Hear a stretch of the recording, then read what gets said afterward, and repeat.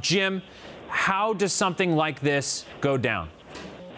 Well, I mean, first off, you have to feel like you have a good case, which obviously the Mets do. And, if you look at it, the likelihood of him, I think we all kind of suspected this when he injured it at the time.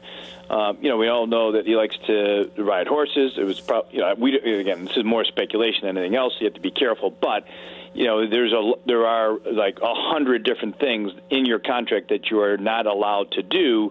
And if you violate, there's one of them. All it has to be is one of them.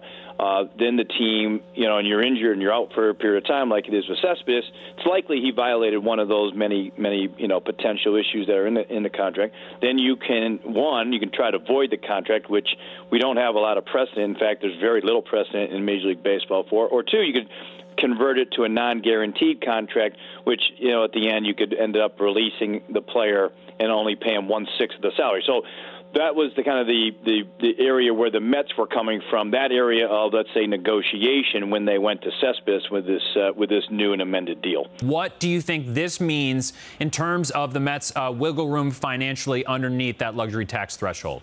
Well, it is significant. You're right. I mean, remember now, Cespedes, I know he's paid $29.5, but his average annual value, which is what the luxury tax is based off of, is $27.5.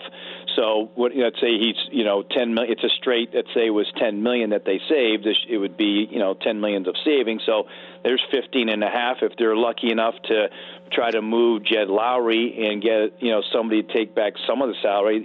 Let's say they get half of the money savings on a Lowry contract. That'd be another, let's say, in theory, $5 million. So you start to see cases where the Mets can free up some money to be able to add to the roster. It gives them a lot more flexibility to be more aggressive and to improve the team without having to pay the tax over that $208 million. How would you like, if the Mets are going to be dealing with a significant number of dollars that they're not going to be paying Yoenis Cespedes, how would you like to see them use that? First, I'd like to say great report by Jim. He was right on. Simplified it perfectly so many for us. bases. Yeah, terrific stuff.